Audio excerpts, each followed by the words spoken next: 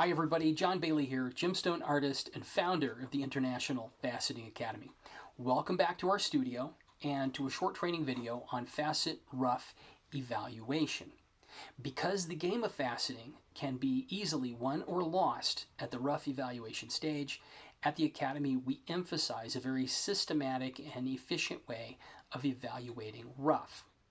While most of our rough evaluation practice is in the hand, you might be surprised at how much practice you can get and how much information you can glean from looking at videos that a vendor may post online where they're tipping a piece of rough around to show it for sale. If you take the time to stop action some of these videos or to capture them with a screen capture utility and then look through them frame by frame, you might really be surprised at just the amount of information that you can get about that piece of rough, but also about the training and practice that you can get when you're choosing not to go to shows, perhaps to avoid participating in the pandemic. The video that we're going to use today is a video that a rough dealer actually uploaded to a faceting rough group on Facebook, is where I downloaded this one. We're going to use it under the fair use doctrine for educational purposes. Our rough evaluation system is designed to disqualify roughs as we proceed. So at each stage, any rough that fails any particular test, we just reject it, put it to the side, and that way we cease investing any time or energy in that particular piece of rough. It allows us to very quickly narrow our focus to roughs that are passing our qualification tests. We generally use 4 very specific kinds of lighting and evaluation with that lighting.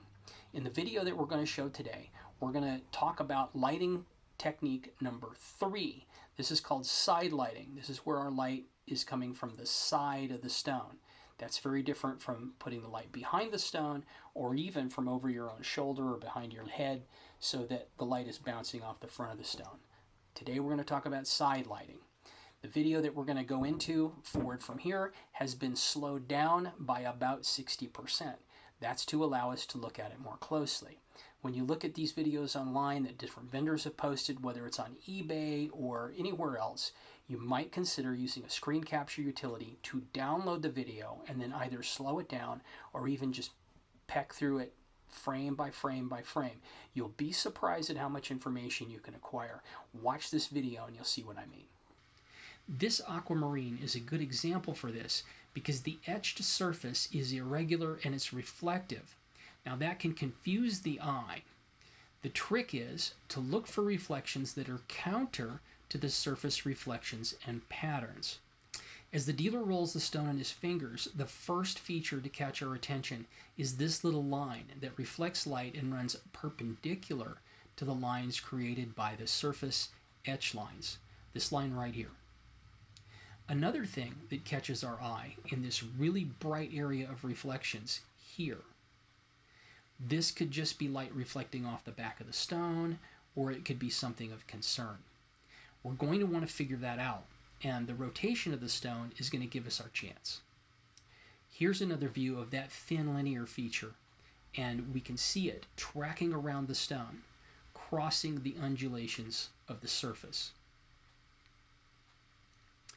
Any feature that is somewhat linear and that crosses surface undulations or multiple crystal faces is likely to be internal and likely to be a crack or a veil or something else of concern. We can't see how deep it penetrates, but we do want to know that there's something there and we want to pay attention as our evaluation proceeds. When we get to this point, we spot a surface feature that might be a clue to possible issues. Aquamarine is one of a number of materials prone to deep etching that can be filled with matrix or other materials, or to having tube-like inclusions that often run up and down the C-axis. And this kind of appearance on the end of the C-axis is sometimes a warning of that kind of feature. We want to take extra care looking near this end of the stone to see how deeply this material might be intruding. And as we think of that, we're reminded of the earlier unidentified bright reflection that we saw. Let's hope the dealer rotates the stone in a way that's going to be helpful to answering that question. And so they did. The intrusion obviously penetrates nearly halfway through this piece, and it lights up nicely for us to see. If you remember, or if you go back in this video and look at the freeze frame prior to this one, you'll notice the positioning of the intrusion very close to halfway across the AB axis. In other words, unless we're very clever with an artistic way to present this inclusion, this rough will have to be sawn just about down the middle of the C-axis, and the proportions of the resulting pieces will probably offer a pretty poor yield. We're certainly not going to get one large stone out of this rough. We would almost certainly reject this stone at this moment and move on to evaluating others if we were shopping in person. But because we're looking at a video, let's keep watching to see what other training this stone offers. Here's another view of that same intrusion casting the reflection, right here.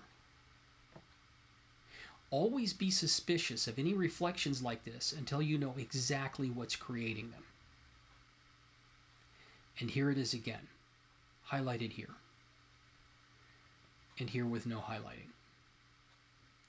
Now that we know where it is, we can spot it even when it's very narrow from viewing end on and through the etched termination of the crystal, right here. If you enjoyed this video on faceting rough evaluation and shopping for rough online, remember to give us the thumbs up and to hit the subscribe and bell buttons to ensure you get alerts when we release new content. Please comment to let me know what parts of this video were most useful and ask any questions you have about faceting, and we'll answer them in future videos. If you're ready to begin your adventures in the art of faceting precious gemstones, or if you're already faceting and ready to take the brakes off your progress, go to facetingacademy.com for more training, articles, and faceting diagrams. While you're there, you can order some of our world-famous voodoo faceting polish and other faceting supplies, and you can reserve your seat in one of our live training events. I'll see you there.